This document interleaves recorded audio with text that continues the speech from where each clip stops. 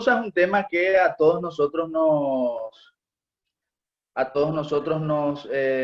nos suena familiar, la revolución comunista, y sin embargo, todos nosotros también a la vez sabemos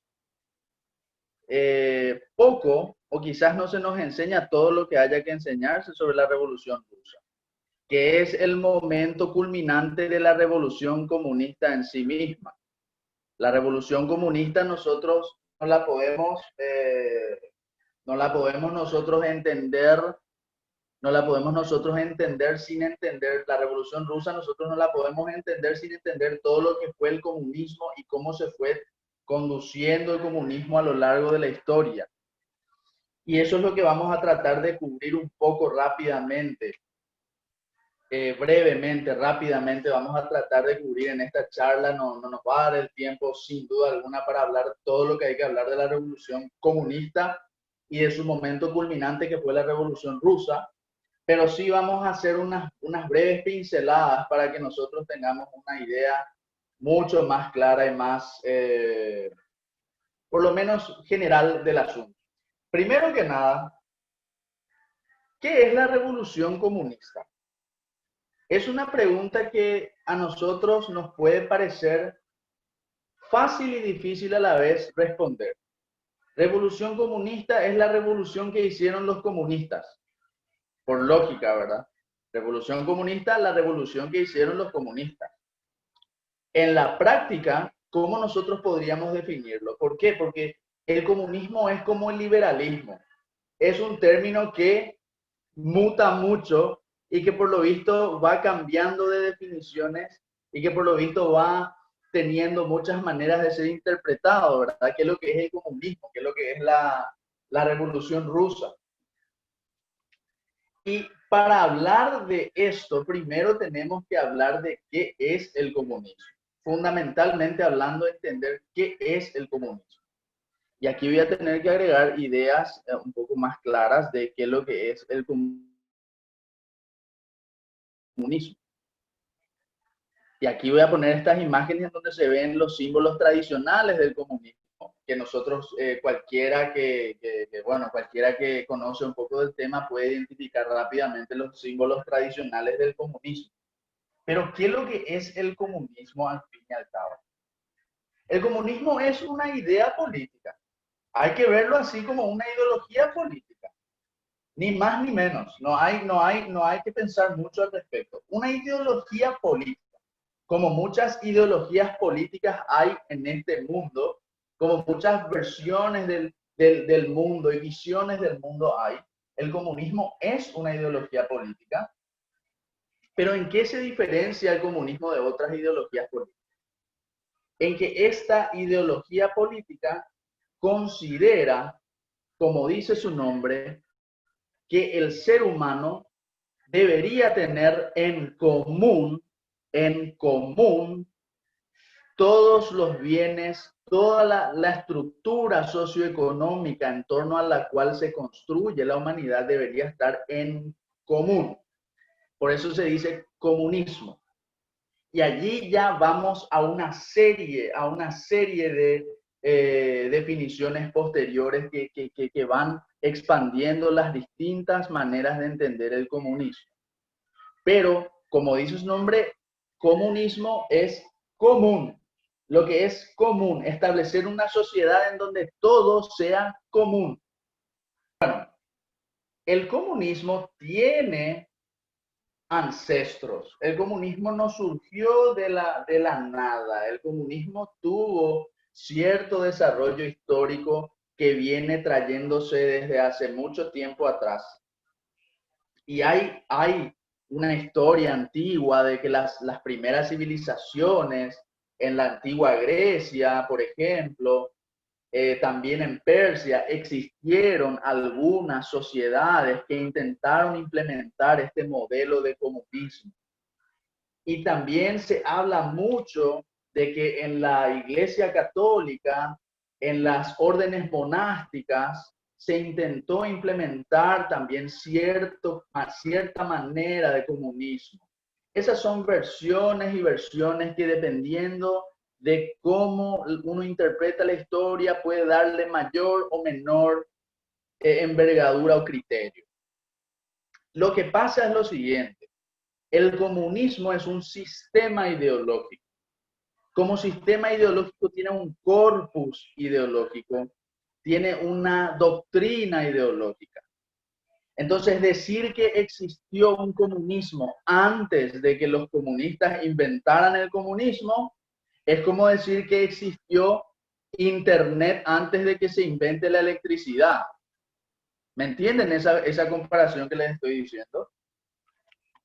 Entonces, nosotros no podemos decir, por ejemplo, los monjes en el siglo XI en sus monasterios eran comunistas porque los monjes no pensaban como comunistas, los monjes no actuaban como comunistas, los monjes no vivían como comunistas, no sentían como comunistas, ni su doctrina era comunista.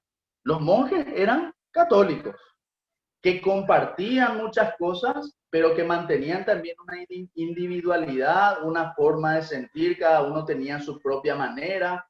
De allí que nosotros los católicos celebramos a los santos, porque son individuos con una suprema cualidad, tan suprema que estamos seguros que esos santos ya están con Jesús, ¿verdad? Entonces nosotros sabemos que eso no puede ser comunismo. Jamás puede ser comunismo. No pensaban como comunistas, no actuaban como comunistas, no conocían el comunismo, no hablaban de comunismo, ni nada. Eran católicos. Esto es mucho como con, por ejemplo, la masonería, ¿verdad? Que hubo una charla de la masonería que yo escuché brevemente, acá justamente, y los masones te dicen, pero los primeros masones en realidad se remontan a la época del rey Salomón, y en realidad se remontan a la época de Irán Abid, y se remontan a la época de qué sé yo, de los caballeros templarios. Todo eso son todos cuentos, ¿verdad? De la misma manera, los comunistas que dicen, pero existía comunismo en la época de tal cosa, existía comunismo en los monasterios, cuentos también. Por muchos motivos que ya he explicado. Pero sí a partir del siglo XVI, sí se empieza a hablar de ciertas ideas que hoy nosotros podríamos decir que son precursoras del comunismo. Nosotros no vamos a decir y jamás vamos a cometer el error que muchos cometen de señalar que Santo Tomás Moro, un santo grande entre los grandes, era comunista. Eso es falso, de total falsedad. No era comunista. Pero sí él hablaba de la utopía. Sí él hablaba de la utopía. Hablaba de la existencia de un mundo perfectamente ordenado, inspirado, Santo Tomás Moro, inspirado en la ciudad de Dios de San Agustín de Hipona, en donde se habla del mundo de Dios y el mundo del diablo. O sea, la ciudad de Dios, las dos ciudades, ¿verdad? El mundo de Dios y el mundo del diablo. Entonces Tomás Moro, más o menos queriendo hacer una alegoría de la ciudad de Dios, de Santo Tomás, de San Agustín de Hipona, escribe la utopía. Habla en este libro, Utopía, de cómo sería una sociedad perfectamente ordenada, y esa sociedad perfectamente ordenada está regida por las leyes divinas, no está regida por las leyes de los hombres, dicho sea de paso. Pero la idea de la utopía de Tomás Moro fue muy influyente. Estamos en el siglo XVI. Y la idea de la utopía de Tomás Moro fue muy influyente. Influyó muchísimo. Influyó en gente que nada quería saber de la iglesia. Enemigos de la iglesia se sentían muy atraídos por esta idea de la utopía. Y ellos dando vuelta y pervirtiendo lo que Tomás Moro hablaba de la utopía, una ciudad de Dios, una imitación de la ciudad de Dios de San Agustín, ellos empiezan a hablar de una utopía terrenal. Entonces, los primeros pensadores precomunistas, invirtiendo la idea de Tomás Moro, hablan de una utopía terrenal. de una utopía en donde todos comparten todos los bienes, en donde el Estado no existe, solamente existe la comunidad organizada libremente. Esa es la utopía comunista. Entonces hay que señalar esa gran diferencia entre la utopía comunista de la utopía de Tomás Moro. Pero Tomás, como les digo, Tomás Moro nada que ver tiene con, nada tiene que ver Tomás Moro con, bueno, esas son imágenes que nada tienen que ver. Nada tiene que ver Tomás Moro con el comunismo, pero esa idea inspiró mucho. Esa idea de la utopía inspiró mucho, no solo a los comunistas, también a los liberales, también a mucha otra gente. La utopía de Tomás Moro también va a inspirar, la utopía de Tomás Moro también va a inspirar a los revolucionarios ingleses. Y en esta parte vamos a volver, en este punto vamos a volver más adelante. Pero la utopía de Tomás Moro va a inspirar mucho a los revolucionarios ingleses que en 1642, 45 más o menos, influidos también por el liberalismo de la época, van a hacer la revolución inglesa, de la que se habla poco, pero que se tiene que hablar mucho más, de la revolución inglesa, con Oliver Cromwell y los puritanos a la cabeza de esta revolución inglesa. Entonces, la revolución inglesa también es o también absorbe de la utopía de Tomás Moro, del liberalismo de la época de John Locke, de David Hume va a venir después, de John Locke, de Thomas Hobbes, etcétera, etcétera. Y acá en esta revolución inglesa van a aparecer los primeros grupos políticos que se van a llamar a sí mismos los diggers o los levelers también. Los diggers y los levelers en la Revolución Inglesa son lo mismo que los jacobinos en la Revolución Francesa y los bolcheviques en la Revolución Rusa. Pedían la abolición de la propiedad privada, pedían la abolición de muchas libertades políticas sociales, perseguían a la Iglesia Católica con saña porque eran puritanos y evidentemente querían establecer una sociedad igualitaria. Esto ya surge acá y estamos hablando de los antecedentes de la Revolución Comunista. Estamos hablando de todos estos antecedentes. Luego vamos a tener también la Revolución Francesa. La Revolución Francesa es algo que todos conocemos bastante bien, ¿verdad? La Revolución Francesa, no sé si se hablaron se llegó a hablar en alguna de las charlas acá, pero 150 años después de Oliver Cromwell, vamos a tener la Revolución Francesa. En la Revolución Francesa vamos a tener a los jacobinos, vamos a tener al reinado del terror, Robespierre, la matanza, la persecución a la Iglesia Católica, todo lo que ya me imagino que habrán hablado con detalle en clases anteriores. Y a partir de allí, con la Revolución Francesa, es que se marca un antes y un después. Si bien es cierto que Oliver Cromwell y los ingleses, con su liberalismo perverso y con la revolución, como los levelers, Oliver Cromwell, los puritanos, etcétera, etcétera, ya habían establecido ciertos sistemas que podríamos llamar antecedentes del comunismo.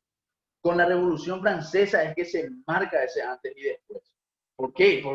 Porque sencilla y llanamente, porque un reino católico como el reino francés, con todos los defectos que tenían los Borbones, con todo lo mal que hicieron al mundo los Borbones, con todas las cosas malas que hicieron los Borbones y que seguramente ahí hay un poco de castigo divino en contra de los Borbones también, como diría Joseph de Maistre, un gran maestro mío, era el castigo de Dios a los Borbones por todas las cosas que hicieron también, dicho sea de paso. Acá nosotros sabemos que se cometieron grandes crímenes, todo lo que ustedes quieran, y con todo lo que podamos decir de los Borbones, fue un antes y un después. La muerte del rey Luis XVI, María Antonieta, marcó un antes y un después, y la historia ya no dio marcha atrás a partir de la Revolución Francesa. Cierto que hubo otros movimientos que intentaron revertir esto, pero ya no se dio marcha atrás. Entonces, Revolución Inglesa, Revolución Francesa van trayéndonos de a poquito las ideas comunistas.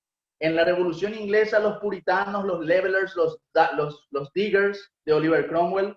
En la Revolución Francesa, los jacobinos de Robespierre, de Saint-Just, de Camille Desmoulins, de Danton, Marat, compañía, traen ellos también un poco de el germen del comunismo. Sin embargo, yendo y avanzando de a poquito, no todos los comunismos revolucionarios eran violentos o proponían actos violentos. Tenemos, por ejemplo, las ideas de Charles Fourier. Tenemos, por ejemplo, a un estadounidense, a un francés, digo bien, Charles Fourier. Tenemos también, que lo vemos ahí en imagen, tenemos también a otro francés importante llamado Henri de Saint-Simon. Henri de Saint-Simon, que lo vemos ahí, el conde de Saint-Simon. Y tenemos también a otro personaje muy interesante que es Robert Owen, que son los tres, pongo imágenes de los tres, ¿verdad? Que son los tres lo que nosotros llamamos hoy socialistas utópicos.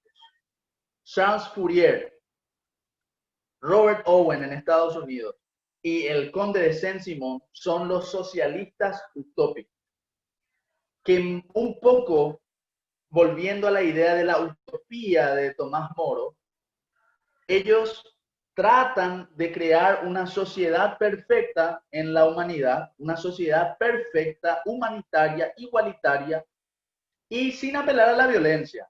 Hay que decirlo, sin apelar a la violencia. Ellos tratan de hacer una especie de experimento social, a diferencia de los otros que mencionamos, que trataron de imponer su sociedad liberal e igualitaria por la fuerza de las armas, por la violencia, con el baño de sangre que fue la Revolución Inglesa, con el baño de sangre que fue la Revolución Francesa. Vamos a hablar de la Revolución Inglesa y la Revolución Francesa más adelante, pero estoy simplemente señalando antecedentes del marxismo, antecedentes del comunismo. Estos son antecedentes del comunismo. Entonces, con esto cerramos esta primera parte de introducción, esta primera parte hablando de los antecedentes. Estos personajes, Fourier, Saint-Simon, Robert Owen, proponían el cooperativismo, proponían sociedades en donde se eliminara la propiedad privada, donde todo el mundo compartía sus bienes, donde no se necesitaba del Estado para ordenar la sociedad, sino que la sociedad se ordenaba a sí misma. Es como una combinación de socialismo utópico y de liberalismo, porque ellos, o de liberalismo moderno, o libertarianismo también, como le dicen hoy en día, que tipo eliminar al Estado, eliminar la influencia del Estado y generar una sociedad autosustentable, cooperativista, comunitarista. Todos somos dueños de la propiedad. Es muy zeitgeist, muy hippie, ¿verdad? Pero aquí ya surge esta idea, ¿verdad? Aquí ya surge esta idea. Y esta idea fue muy influyente. Las ideas de Robert Owen, las ideas del conde de Saint-Simon, las ideas de Fourier fueron muy influyentes. Y la gente en 1840, estamos en 1840 nosotros ahora, llegando a la época de Karl Marx, estamos por entrar en la segunda parte de la charla, la gente se sentía muy atraída por esto. ¿Por qué razón? Hay que ser sinceros, en este asunto, en este asunto para no caer también en problemas y en cuestiones complicadas, ¿verdad?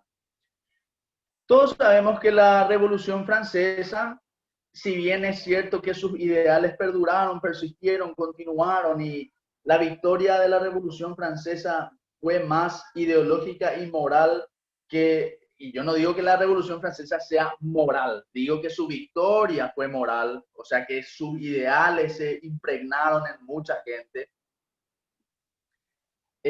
Militarmente fue derrotada y se restauró el trono de Francia. Luis XVII reinó Luis XVIII también, después entró a reinar uno de los, Luis Felipe de Orleans, entró a reinar en Francia.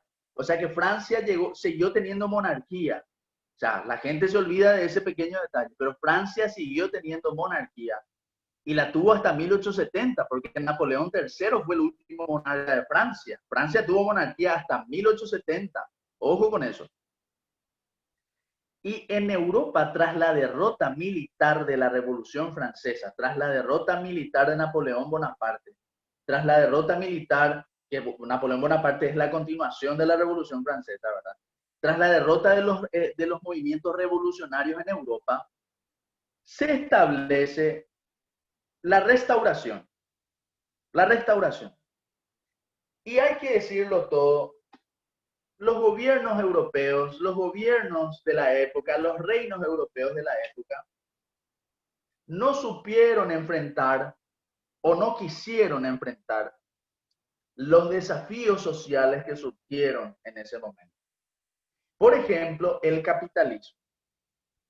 El capitalismo, al terminar la Revolución Francesa, se expandió de manera increíble con la revolución industrial que le llaman, ¿verdad? Le llaman la revolución industrial a ese proceso. Y en Europa, la revolución industrial fue algo que se mantuvo sin ningún control y los países capitalistas explotaban literalmente a los obreros. O sea, esto nosotros no lo podemos negar. La explotación capitalista existió. Esto nosotros no lo podemos negar, porque negar esto significaría decir que el comunismo surgió de la nada. El comunismo no surge de la nada. El comunismo surge porque existían estos problemas, que eran problemas graves, y que los reinos de Europa no supieron o no quisieron enfrentar. En Francia no se quiso enfrentar este problema. Los reyes borbones que fueron restaurados no espabilaron. Imagínense, se le decapitó un Borbón. Se hizo un reinado del terror, del gran terror, murieron millones bañados en sangre en la Revolución Francesa. Napoleón tomó el poder, hizo guerra por casi 15, 16 años a todas las monarquías de Europa. Es derrotado Napoleón, se le restablece a los Borbones en Francia. Y los Borbones, no aprendiendo la lección, los Borbones se preocupan más por cuestiones baladíes y no por lo único que un monarca tiene que preocuparse, su pueblo. El monarca lo único que tiene que hacer es preocuparse por su pueblo. Y lastimosamente eso es lo que pasó. Los Borbones en Francia, restaurados, de nuevo, no supieron, no quisieron ver, no supieron ver, se les armó, se les crecieron los enanos dentro. Este sistema capitalista que en verdad explotaba a los obreros. Misma cosa en Austria. En Austria estaba el Imperio Austrohúngaro con el emperador José y luego va a venir el emperador Francisco, misma cosa. Ellos cada vez más encerrados sobre sí mismos y cada vez más alejados del pueblo. Misma cosa en Gran Bretaña. En Gran Bretaña, Victoria, que va a ser la emperatriz más importante de Gran Bretaña, de toda su historia,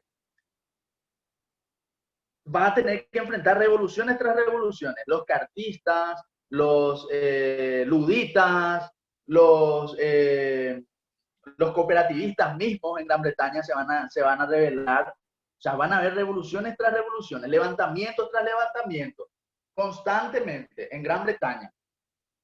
Misma cosa en las demás coronas, en España, por ejemplo. España va a tener muchos enfrentamientos armados en esa época también. Revoluciones liberales, trienio liberal, ¿cómo que le llaman? La desamortización de Mendizábal, los carlistas, o sea, varias revoluciones en España. Y los reyes, las monarquías, las aristocracias de ese momento, lastimosamente no van a estar a la altura de las circunstancias. No van a estar, eso hay que decir, no van a estar. Y así se arma el caldo de cultivo, porque había explotación laboral. Esto es algo que hay que decir. Nosotros no podemos no decir. Si nosotros decimos que esto vamos a estar mintiendo y engañando, había explotación. Y los únicos que hablaban en ese momento en contra de la explotación eran los socialistas, en ese momento. Y la Iglesia Católica, que siempre estuvo en contra de la explotación. Pero, como ustedes sabrán, estamos en el siglo XIX y el sentimiento anticatólico era muy fuerte. O sea, nadie le hacía caso a la Iglesia. Es así, resumido, nadie le hacía caso a la Iglesia. Bueno, de hecho, que quién le hace caso, ¿verdad? Solamente unos pocos fieles son 100% dignos de nuestro Señor. Dicho sea de paso, ¿verdad? Nosotros hacemos un gran esfuerzo, pero después cuando moramos vamos a saber si somos o no dignos del Señor. Y si estamos o no arriba o abajo. Pero bueno, eso es otro tema. Entonces, la iglesia se oponía a la explotación, siempre lo hizo, pero nadie le escuchaba a la iglesia. Se le escuchaba a los movimientos políticos que surgieron en esa época. Y el movimiento que más luchaba contra la explotación, todo se ha dicho, era el movimiento obrero. Y el movimiento obrero estaba en las fábricas. El movimiento obrero estaba con los trabajadores y ese movimiento obrero seguía las consignas socialistas de Fourier, de Saint-Simon, de los cooperativistas, los unionistas, los cartistas, los luditas, de ellos, a ellos le escuchaban, porque ellos eran los que decían, están siendo explotados, los capitalistas nos sacan todo. Todas esas cuestiones que ocurrieron en esa época. Aquí es donde aparece el personaje clave de nuestra historia, Karl Marx. Karl Marx es un personaje muy importante. Nosotros no podemos negarle su importancia. Karl Marx estudió en Alemania, él era de una familia judía, de prestamistas. Eso le dio posibilidad a él a dedicarse exclusivamente a la universidad y a escribir, a hacer investigaciones. Y Karl Marx, inspirado, influido por todo lo que dijimos anteriormente, por los socialistas utópicos, por los liberales británicos, como Adam Smith, por ejemplo, John Locke, por ejemplo, influido por Rousseau, influido por los enciclopedistas, por todos estos personajes, Karl Marx empieza a estudiar qué es lo que pasa en el mundo. ¿Por qué en el mundo en este momento hay una explotación? ¿Por qué en el mundo, en este instante, existen personas con mucho poder económico que explotan a personas con menos poder económico?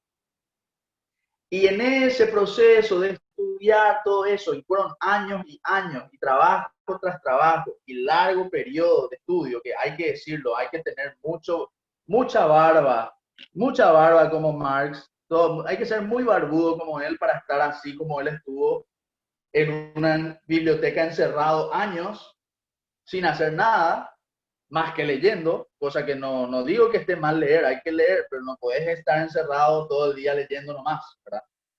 Hay que orar, hay que trabajar, hay que ofrendar a Dios, no se puede estar solamente leyendo, pero bueno, él lo hizo, hay que reconocerlo, y luego de casi 10, 15 años escribe una obra muy importante que se llama Das Kapital o El Capital.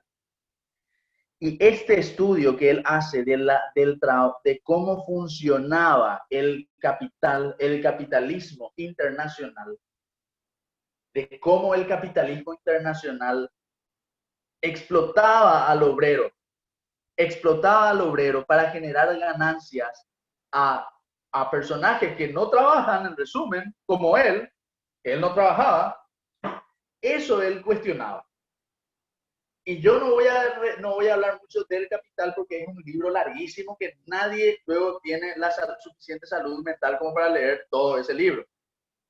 Entonces, simplemente resumen del Capital cómo funciona la sociedad capitalista, él explica cómo el capitalismo explota al obrero y él dice que esa explotación es antinatural.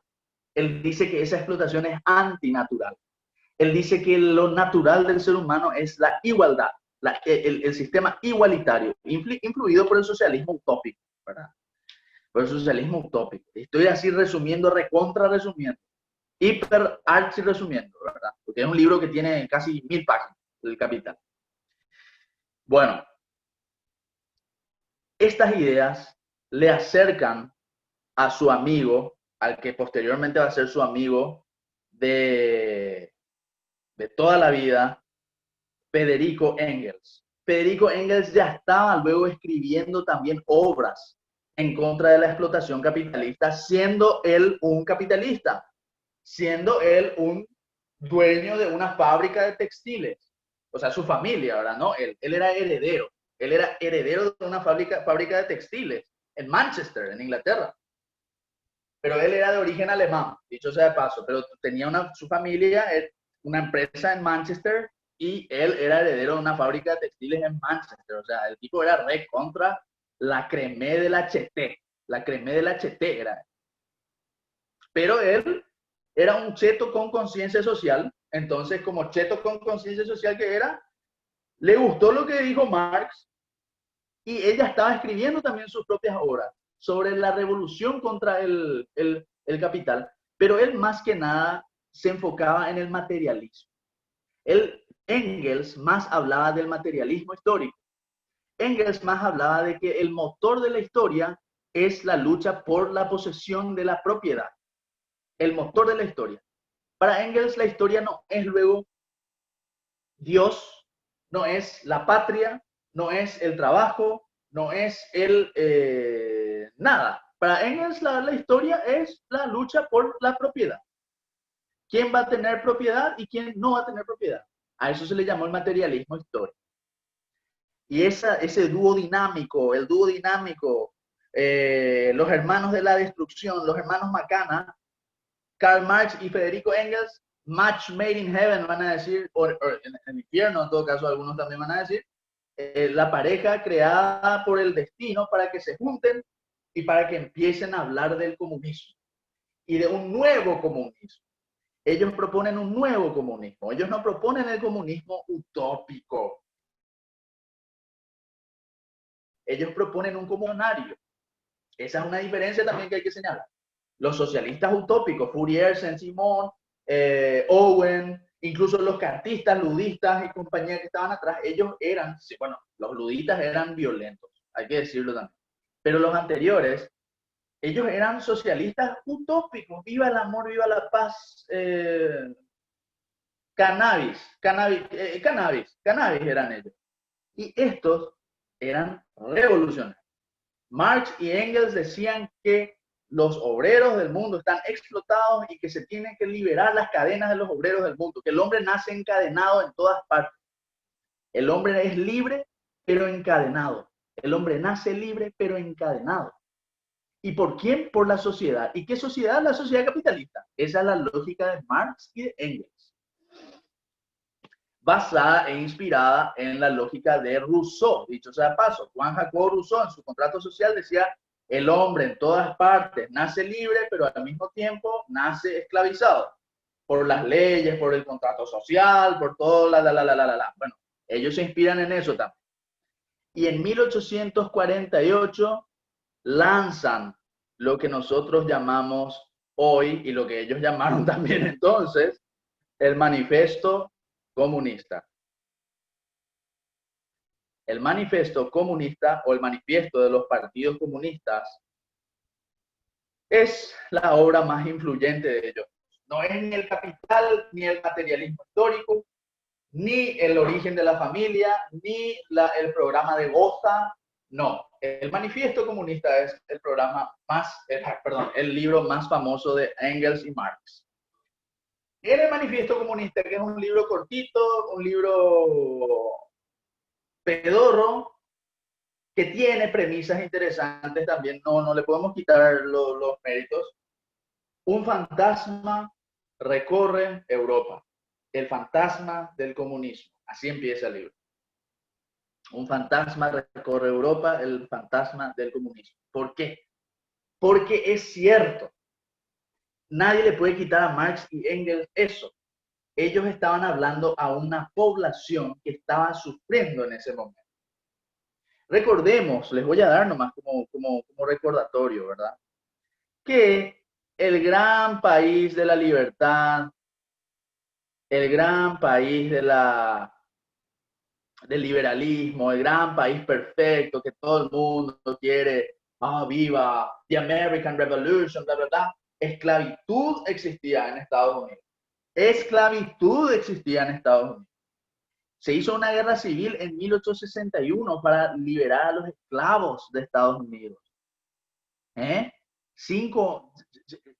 años casi después de independizarse, ellos tenían esclavos todavía. Es más, incluso tras liberarse a los esclavos en Estados Unidos, 100 años después ellos todavía no tenían los mismos derechos en Estados Unidos. Tuvieron que venir personajes como Martin Luther King para pelear por los mismos derechos de los negros en Estados Unidos. No digo yo que Martin Luther King sea bueno ni malo, no digo que los negros sean buenos ni malos, no me calientan los negros, para nada. Les digo nomás que esto pasaba en Estados Unidos, la tierra de la libertad. Y obvio que estos señores, pero pegan un gol olímpico cuando dicen el fantasma del comunismo corre por Europa. La explotación existe, la explotación existía. El pueblo estaba siendo explotado, sea por la esclavitud en Estados Unidos o sea por el capitalismo salvaje que en ese momento se estaba implementando con la revolución industrial, o sea con el imperio británico que estaba asesinando y genocidiando personas en la India, o sea con los imperios coloniales del siglo XIX que en África liquidaban miles de negros. O sea, existía la explotación. Y ellos dicen, con el manifiesto comunista, que la alternativa para los pobres, que la alternativa para los explotados, que la alternativa para los esclavos, que la alternativa para toda esa gente es el comunismo. Para ustedes la alternativa es el comunismo. Todos sabemos que eso es un cuento chino, pero eso es lo que pasó. Y por eso es que esto prendió. Esto prendió porque ellos se dirigieron a unas masas que estaban explotadas y que, salvo la Iglesia Católica, nadie les hacía caso. Nadie les daba ni una piola, nada. Por eso esto se difundió tanto. Por esto es que esto creció. Esto no creció porque la gente agarraba y leía el manifiesto comunista. ¡Wow, qué genial! Estos son los genios. Descubrieron la pólvora. No, porque la gente no tenía nada.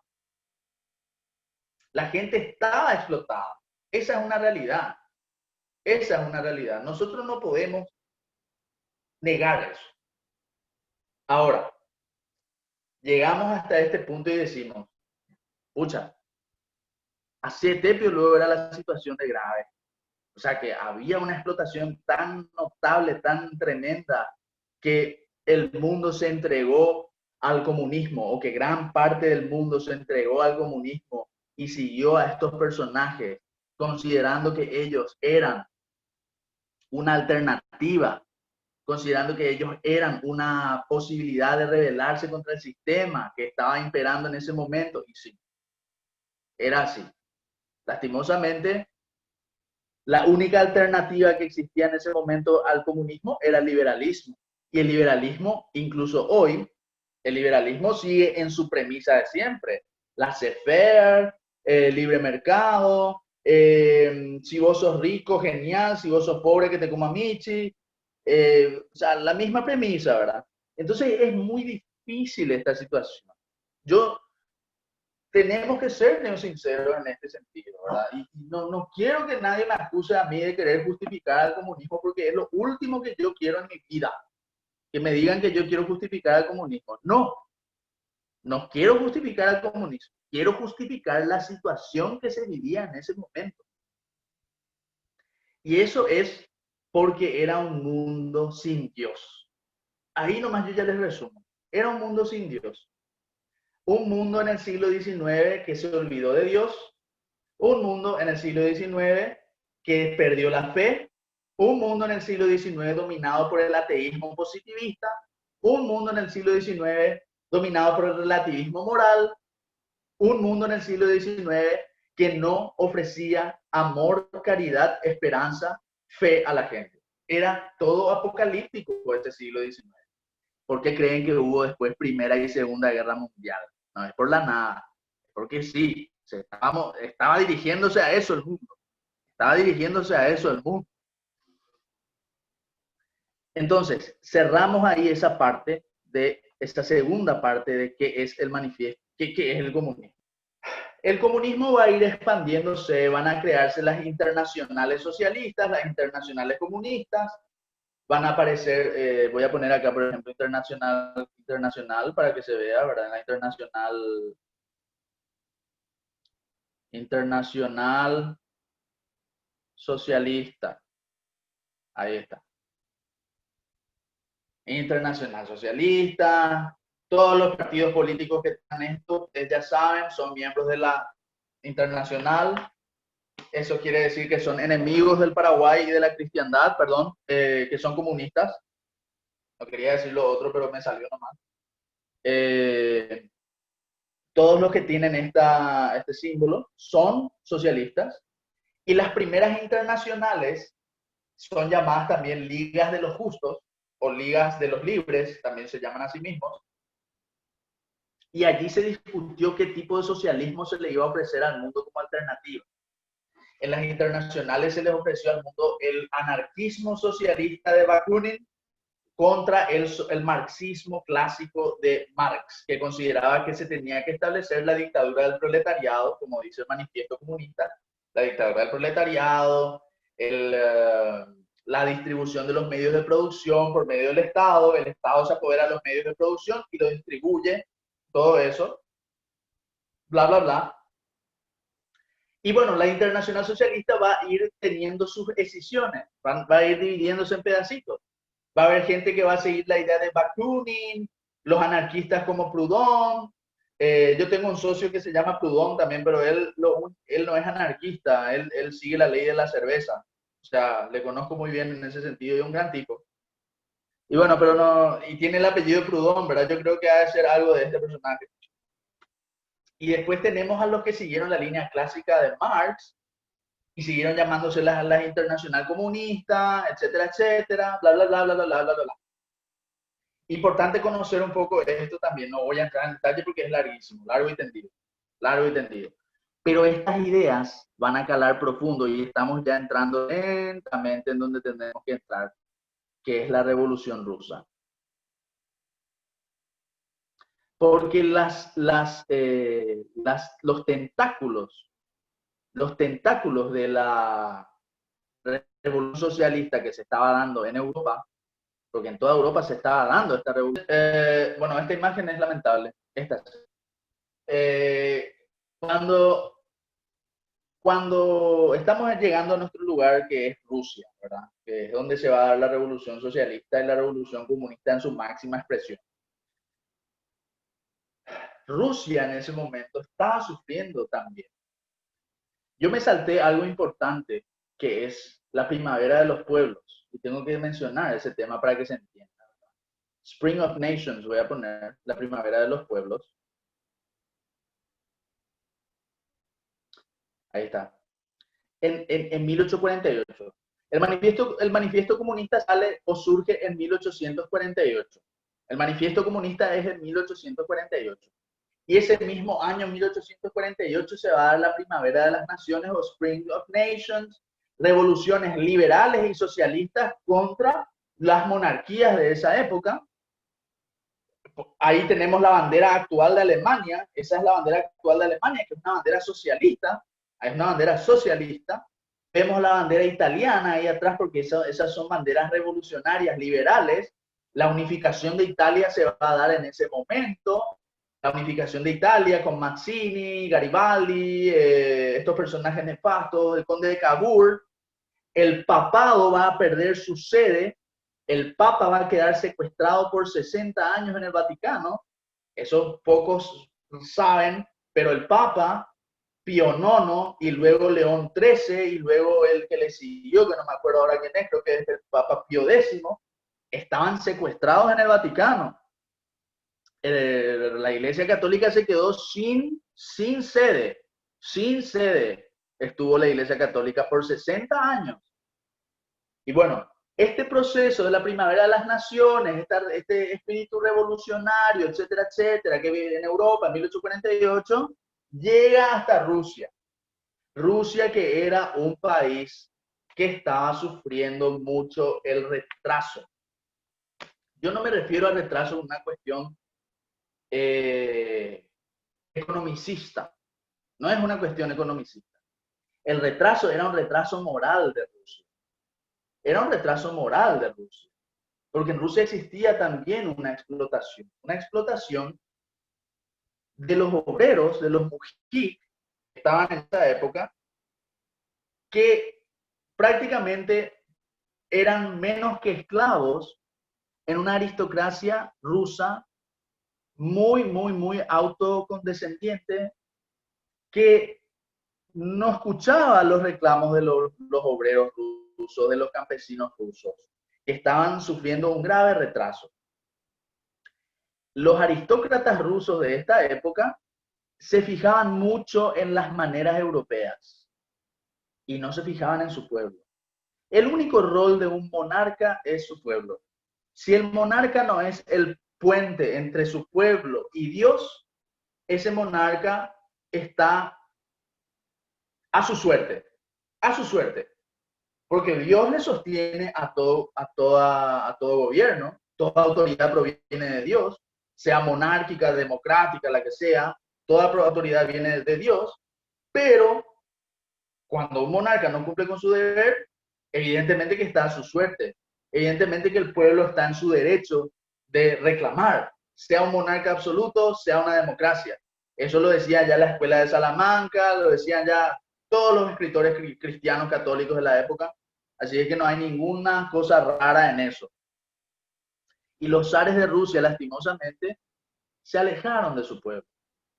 Contagiados por las ideas modernas, se alejaron de su pueblo. Es una realidad.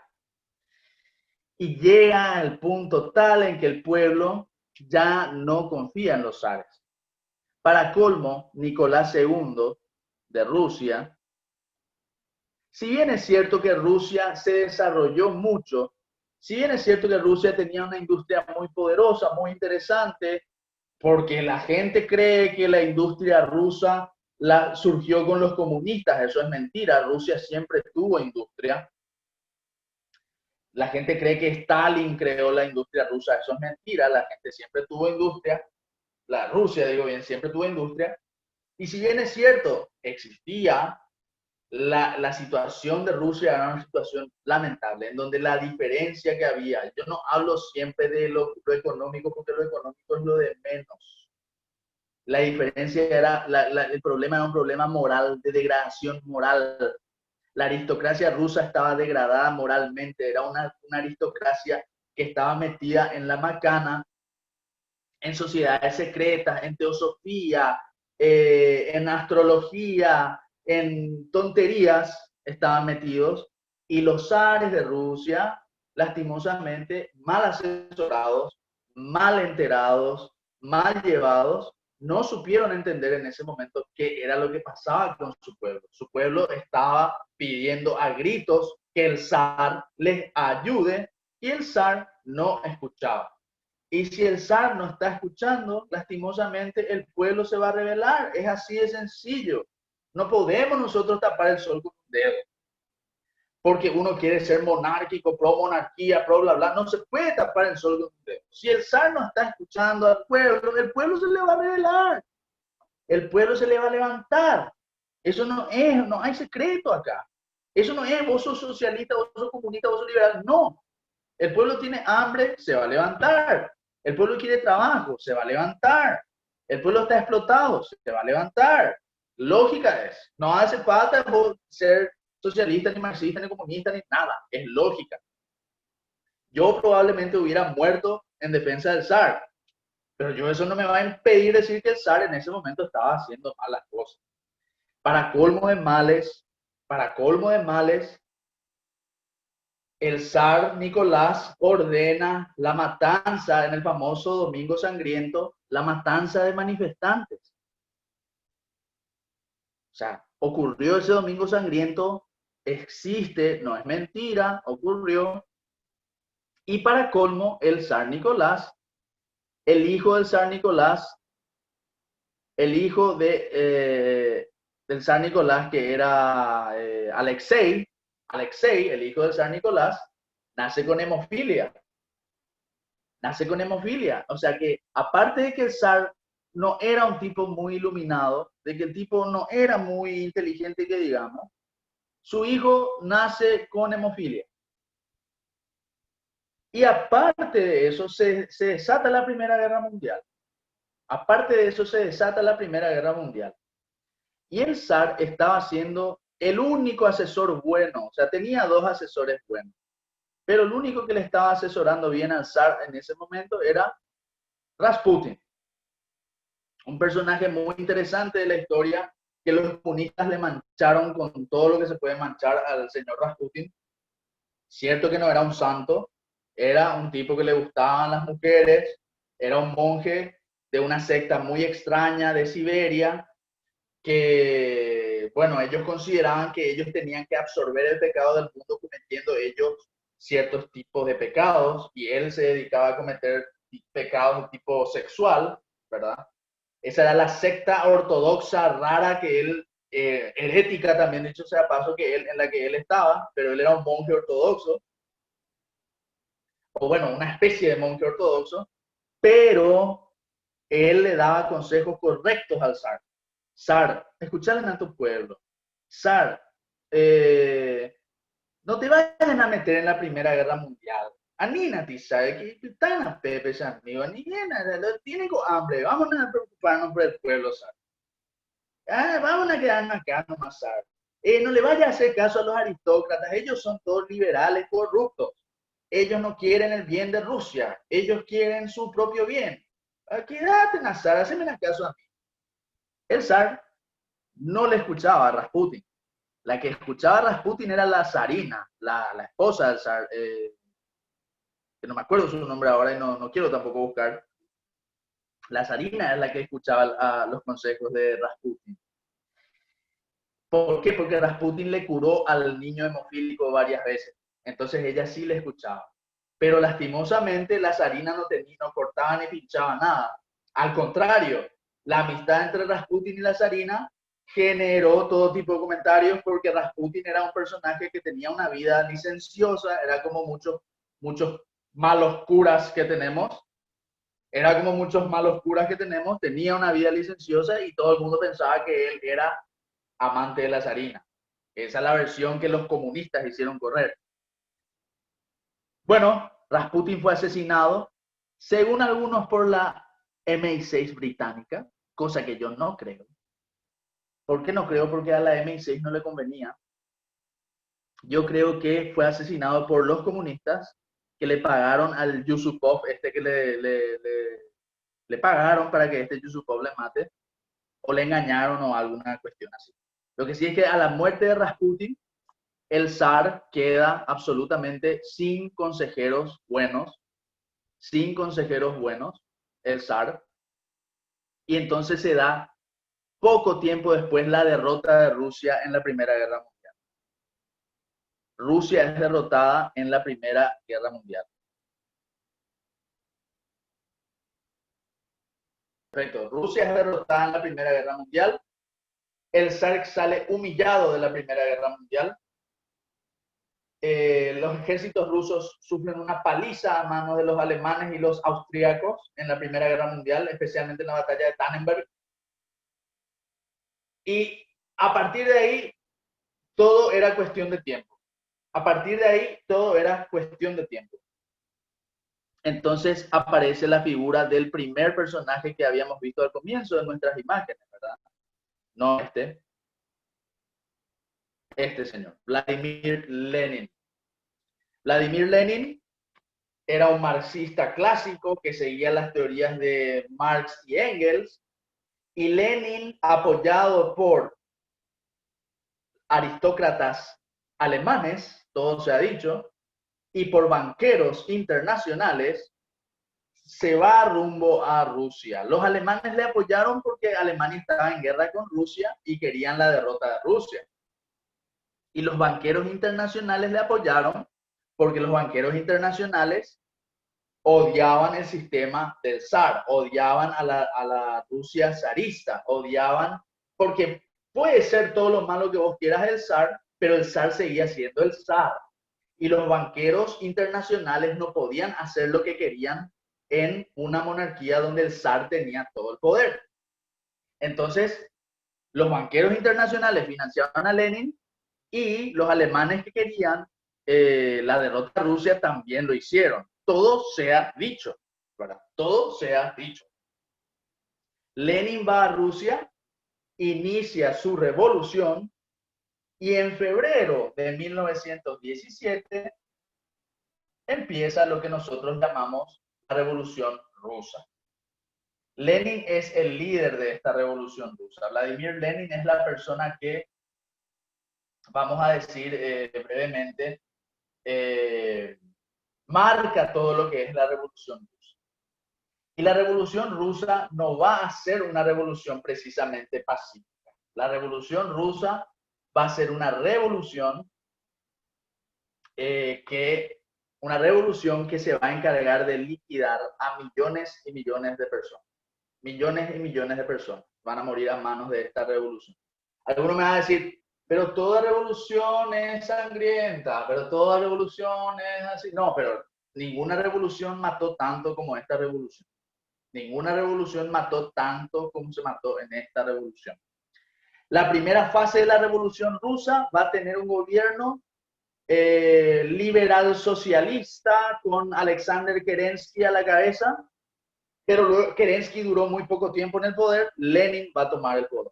Lenin va a quedar por prácticamente 5 o 6 años como el líder de la revolución rusa. Y vamos a hablar de las consecuencias de la revolución rusa poco dentro de un ratito. ¿Cuáles son los antecedentes de la revolución rusa? Ya habíamos dicho, revolución inglesa. ¿Por qué revolución inglesa? Porque en la revolución inglesa hubo un personaje llamado Oliver Cromwell. En esta revolución inglesa, Oliver Cromwell decapita al rey Carlos I. O sea, se decapita al rey Carlos I. Aquí se ve la cabeza del rey Carlos I. Perdón, esta es de Cromwell, perdón. Esta es la ejecución del rey Carlos I. A ver si encuentro. Ahí está. Esta es la ejecución del rey Carlos I en Gran Bretaña. El rey Carlos I en Gran Bretaña, en 1648, era un rey de la casa Estuardo. La casa Estuardo en Gran Bretaña era una casa católica.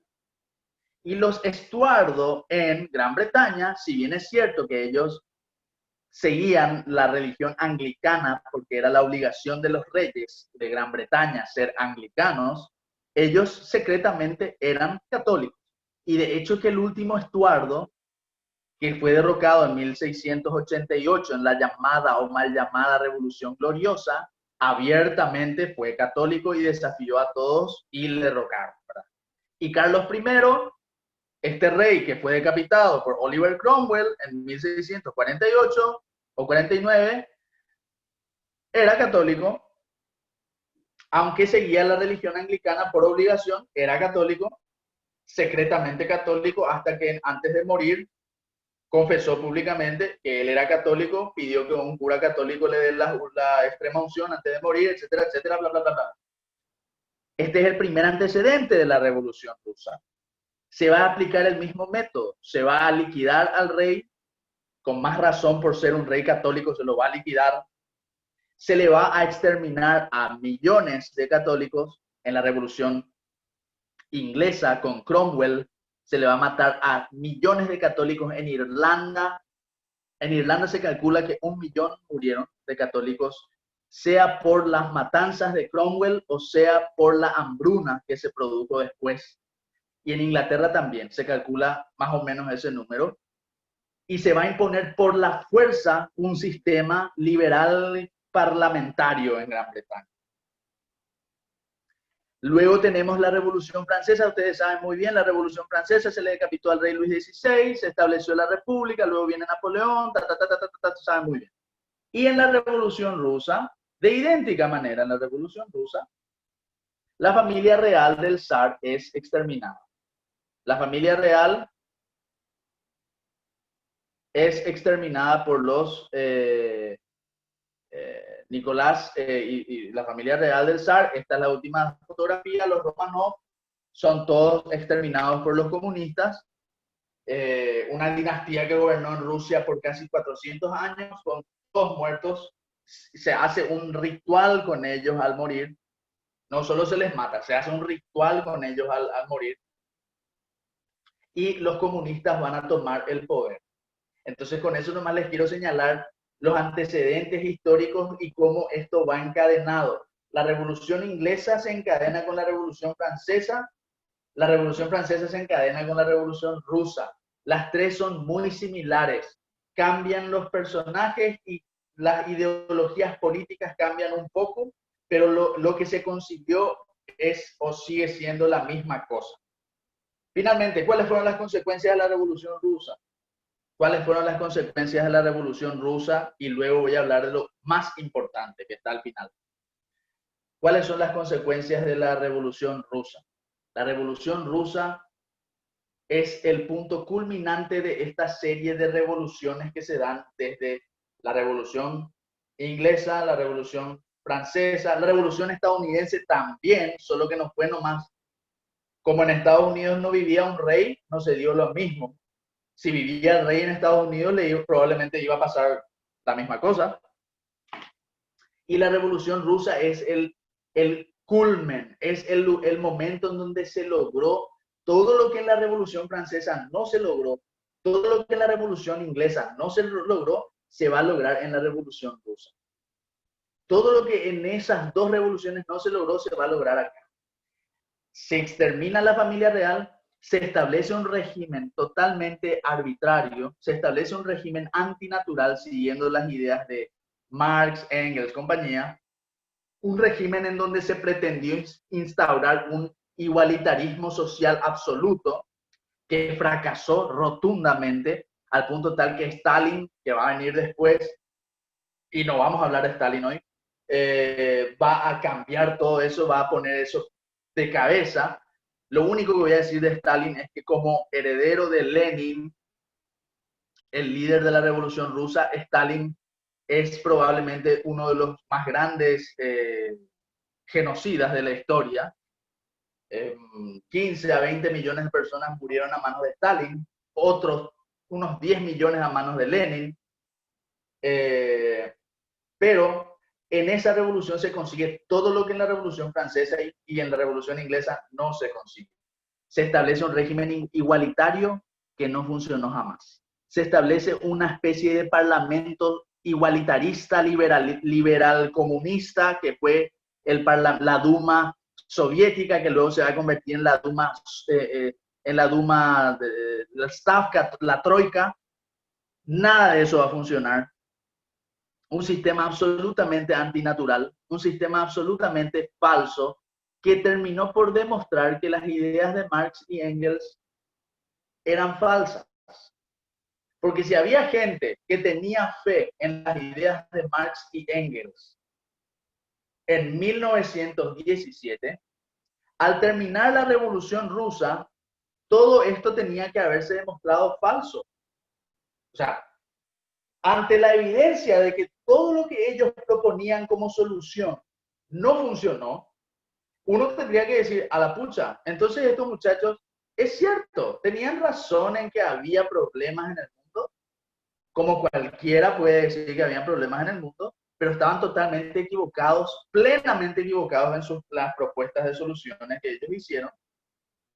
Y la Revolución Rusa tenía que haber sido la muerte del comunismo, la muerte del comunismo.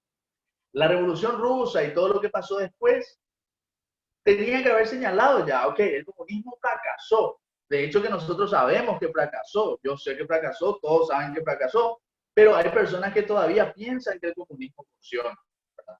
Que el comunismo es un experimento factible, que no es algo que la Unión Soviética no fue un verdadero comunismo, ¿verdad?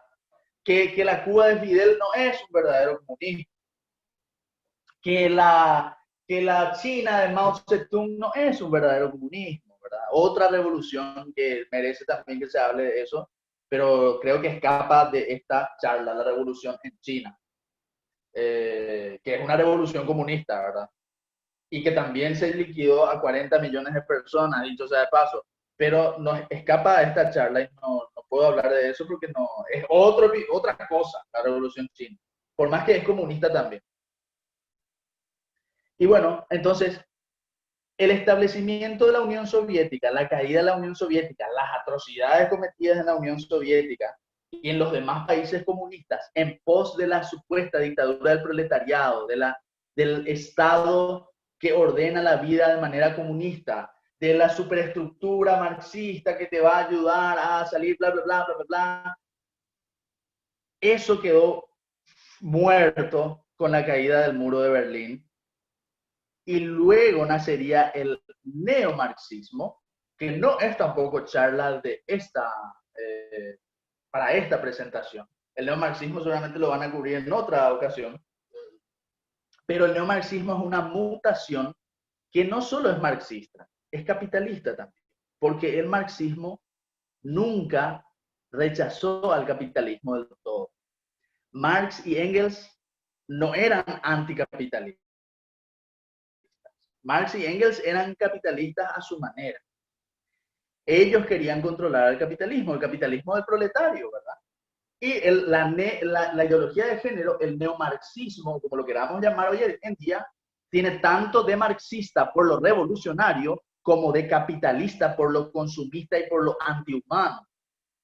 O sea, acá no hay que engañarnos. Yo sé que se puso de moda la tesis de que la ideología de género es un tema de los zurdos. Sí y no. Es de los zurdos porque ellos son los peones de estancia, pero los estancieros son los capitalistas. Acá hay una simbiosis entre el neocapitalismo y el neomarxismo. La ideología de género hay que combatirla en sus dos frentes, contra el neomarxista y contra el neocapitalista, pero ese es tema de otra discusión, como ya les dije. La caída del muro de Berlín y todas esas cuestiones también un poco escapan a esta discusión. Nosotros hablamos solamente de la Revolución Rusa, de cómo se dio, de qué fue, ¿verdad?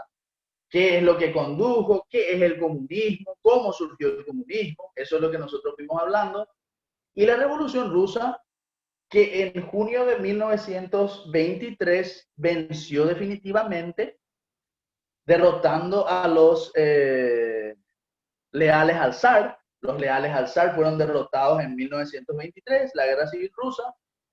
En manos de Lenin murieron 10 millones de personas. Trotsky fue su segundo oficial, León Trotsky, un judío ruso.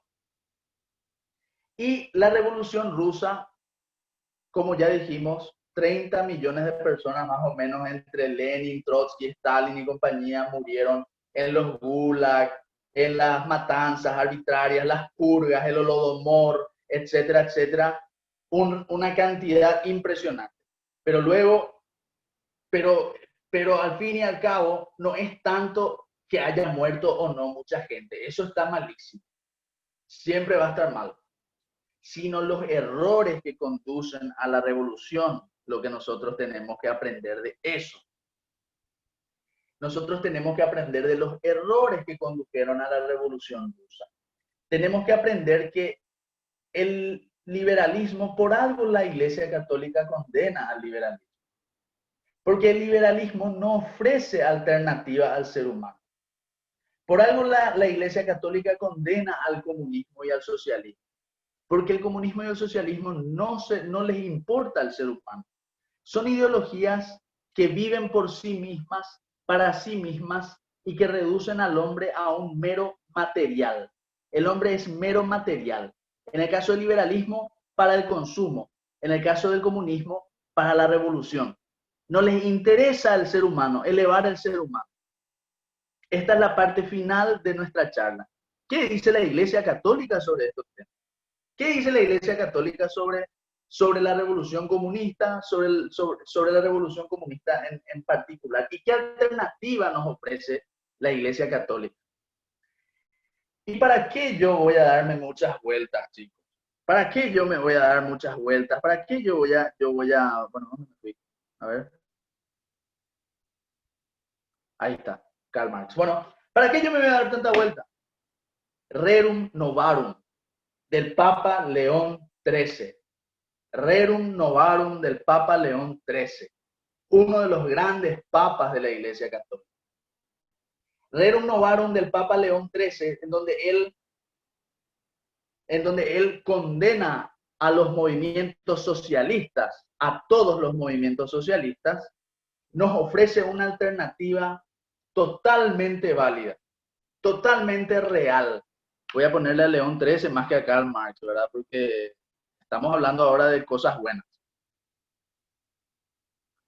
El Papa León XIII, uno de los grandes papas de la Iglesia Católica, él vivió como preso en el Vaticano, les había dicho, ¿verdad? Y León XIII nos dice, voy a leerles un pequeño fragmento de la Rerum Novarum. Los socialistas, atizando el odio de los indigentes contra los ricos, tratan de acabar con la propiedad privada de los bienes, estimando mejor que en su lugar todos los bienes sean comunes y administrados por las personas que rigen el municipio o la nación. Creen que con este traslado de los bienes de los particulares a la comunidad se podría curar el mal presente. Pero esta medida es tan inadecuada para resolver algún problema que incluso perjudica a las propias clases obreras y es además sumamente injusta, pues ejerce violencia contra los legítimos poseedores, altera la misión de las naciones y agita a las repúblicas, dice. Pero todavía más grave, los socialistas proponen un remedio en pugna abierta contra la justicia, en cuanto que el poseer algo privado como propio es un derecho del hombre dado por la naturaleza, dice. O sea, la condena al socialismo ya está desde el principio. La condena al socialismo explicada meticulosamente está desde el principio por el Papa León XIII, ya en su tiempo. Y por si esto no es suficiente, ustedes pueden leer Divini Redemptoris, otra encíclica de otro gran Papa Pío XI, condenando al comunismo ateo. Es una encíclica muy recomendada. Los que quieran leer Divini Redemptoris, los que quieran leer Rerum Novarum, pueden hacerlo. Pero yo les voy a mostrar, al fin y al cabo, cuál fue la alternativa, que es el complemento del Yucat. La doctrina social de la Iglesia es la alternativa. Y no es la alternativa solamente, es la verdad. Nosotros somos defensores de la verdad, porque Cristo está con nosotros. Y cuando nosotros nos dicen, pero la Iglesia es también, la Iglesia se preocupa por los pobres, eso significa que la Iglesia es socialista. Falso. La Iglesia se preocupa por los pobres, como se preocupa por los ricos y por todos, porque la salvación es para todos. Y nosotros buscamos hacer el bien a todas las personas. Buscamos ayudar a nuestros semejantes. Buscamos mejorar las condiciones de vida de las demás personas. Que las demás personas tengan propiedad privada. Que las demás personas tengan ese lugar donde se dignifiquen a sí mismas, donde puedan crecer libremente, donde puedan hacer su propio bienestar. Nosotros nos sustentamos, como dice la doctrina social de la Iglesia, en el bien común, en la dignidad de la persona, en la solidaridad, en la subsidiariedad y especialmente nos sustentamos en el amor al prójimo. Si no es el amor nuestra guía, si nuestra guía es simplemente la revolución, si nuestra guía es simplemente ver al ser humano como un producto, ver al ser humano como una cosa que debe consumir nada más, sino lo vemos al ser humano como mi otro yo, como mi semejante, como, eh, si no lo vemos al ser humano como mi otro yo, como mi semejante, como aquel que Dios me manda para proteger, ámate, ama a Dios por sobre todas las cosas y a tu prójimo como a ti mismo, dice nuestro Señor a través de su palabra. Entonces nosotros no podemos combatir esto. A mí me choca mucho cuando le quieren tildar a los papas de socialistas por decir hay que ayudar a los semejantes, hay que ayudar al más desposeído, hay que ayudar al que tiene menos. ¿Eso te convierte en comunista? Esa es la pregunta que yo les dejo a ustedes. Porque una cosa es luchar por nuestros semejantes que están sufriendo. Otra cosa es el comunismo. Y esa es la diferencia que nosotros tenemos que sacar. Saquemos esa diferencia. Porque no existe el católico elitista. La salvación es para todos. Jesús vino para todos. No existe el católico fariseo. No existe el católico elitista ni fariseo. La salvación es para todos. Obvio, hay personas que tienen la caridad de Santa Teresa de Calcuta y que se van y le ayudan a los más pobres y dan su vida por los más pobres. Y hay personas que tienen la severidad de un San Bonifacio que se va y le garrotea a los herejes. Y hay personas que tienen la sangre de guerrera de un San Luis de Francia que se va y lucha contra los musulmanes. Y hay personas con la intelectualidad de Santo Tomás de Aquino. O sea, los carismas de la iglesia son muchos. Pero nosotros no tenemos que olvidarnos de que tenemos una alternativa. Y no es una alternativa, es el camino, Señor. Es el camino. Si ustedes no están convencidos de que es el camino, entonces no somos católicos. Esa es una cuestión muy importante. Y con eso nomás quiero cerrar, recordándoles, la doctrina social de la iglesia apareció para combatir a toda esta farsa que surgió con el liberalismo, con el marxismo y con todos sus derivados. Muy agradecido con todos ustedes.